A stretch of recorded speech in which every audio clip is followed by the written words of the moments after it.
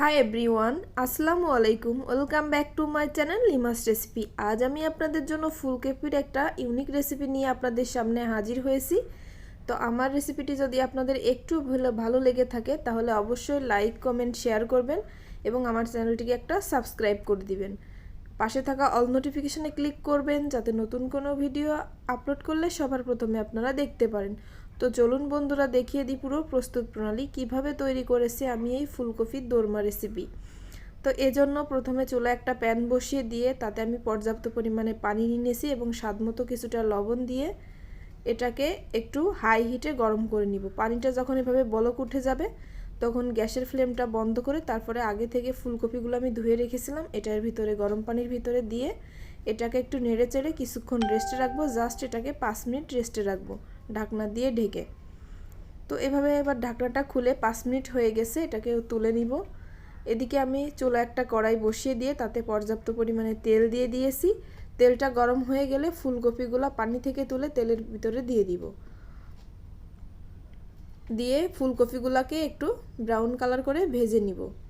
তো আপনারা কিন্তু এখানে খেয়াল রাখবেন অবশ্যই ফুলকপিটা সেদ্ধ করে নেবেন না, জাস্ট গরম পানিতে ধুয়ে নিলে ফুলকপির যে একটা কফি কফি গন্ধ সেটা আর থাকবে না, এটা স্বাদটাই অন্যরকম লাগবে। তো এবার তেলটা গরম হয়ে গেছে, এটাকে আমি নেড়ে চেড়ে কিছুক্ষণ একটু ভেজে নেব। তো বেশি ভাজার প্রয়োজন নয়, আপনারা চাইলে একটু ব্রাউন কালার করেও নিতে পারেন। জাস্ট এখানে আমি সামান্য একটু কালার হলেই আমি চুলার ফ্লেমটা বন্ধ করে দিব। তো দেখুন আমার কিন্তু একটু কালার চলে এসেছে। এই পর্যায়ে কিন্তু ভাজাটা প্রায় আমার হয়ে আসছে, আমি আর বেশিক্ষণ ভাজবো না এটাকে। আপনারা চাইলে পুরাটাই ব্রাউন কালার করে নিতে পারেন। তো দেখুন এ পর্যায়ে আমি এটাকে রেখে দেব। এদিকে একটা বাটিতে আমি এখানে নারকেলের দুধ নিয়েছি, এর ভিতরে দিয়ে দিলাম 1 চা চামচ পরিমাণে শুকনো মরিচের গুঁড়া, 1/2 চা চামচ পরিমাণে জিরার গুঁড়া, 1 টেবিল চামচ পরিমাণে চিনি, 1/2 চা চামচ পরিমাণে হলুদ গুঁড়া এবং 1/2 চা চামচ পরিমাণে ধনিয়া গুঁড়া দিয়ে দিব, স্বাদমতো কিছুটা লবণ দিয়ে এই উপকরণগুলোকে একটা কাঁটা চামচ দিয়ে ভালো করে নেড়েচেড়ে একটু মিশিয়ে দিব। তো অবশ্যই আজকে যেহেতু আমি ফুলকপির দোরমা তৈরি করতেছি এই জন্য কিন্তু এখানে বেশি হলুদ ব্যবহার করা যাবে না, জাস্ট হলুদটা কিন্তু হালকাই ব্যবহার করতে হবে। আগে থেকে ভেজে রাখা ফুলকপিগুলো এর ভিতরে আমি দিয়ে দিব ম্যারিনেট করার জন্য।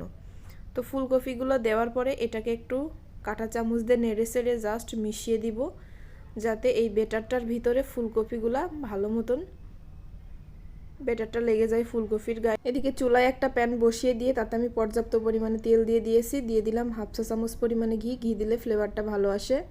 আপনারা চাইলে বাটারও দিতে পারেন। দিয়ে দিলাম 2টা দারুচিনি, 3টা গোলমরিচ, 2টা তেজপাতা, 2টা এলাচ এবং সামান্য কিছু জিরা দিয়ে এগুলা আপনারা অনেক সময় এখানে পাঁচফোড়নও ব্যবহার করতে পারেন যারা পাঁচফোড়ন খান। তো এখানে দিয়ে দিলাম 1 চা চামচ পরিমাণে পেঁয়াজ বাটা, 1 চা চামচ পরিমাণে আদা রসুন বাটা। তো দিয়ে এটাকে ভালো মতো একটু নেড়েচেড়ে কিছুক্ষণ কষিয়ে নিতে হবে। তো অবশ্যই এটাকে মিডিয়াম আঁচে একটু কষিয়ে নেবেন। ভালো করে কষানো না হলে কিন্তু রসুনের যে একটা ফ্লেভার সেটা কিন্তু খাবারের সময় লাগলে একেবারেই খাবারটা টেস্টি লাগে না আর খেতেও ইচ্ছে করে না। তো দেখুন আমার কিন্তু কিছুক্ষণ এটাকে কষিয়ে নেওয়া হয়ে গেছে। তারপর মেরিনেট করে রাখা ফুলকপিগুলো এর ভিতরে দিয়ে দিব। তো দিয়ে এটাকে কিছুক্ষণ নেড়ে চেড়ে দিব। এ পর্যায়ে জালটা কিন্তু আমি একটু বাড়িয়ে দিব। তো এইভাবে নেড়ে চেড়ে দিতে হবে। আমি এতে এক্সট্রা আর কোনো পানি ব্যবহার করব না, কারণ নারকেলের দুধ এখানে আমি দিয়েছিলাম প্রায় 1.5 কাপ মতো, এই জন্য এই ফুলকপিতে আর কোনো এক্সট্রা পানি ব্যবহার করব না, ওটাতেই হয়ে যাবে। তো দেখুন এভাবে কিন্তু বলক আসতে শুরু করেছে। দিয়ে দিলাম মাঝখান থেকে চিড়ে 5-6টার মতো কাঁচামরিচ, 5-6টার মতো কিশমিশ।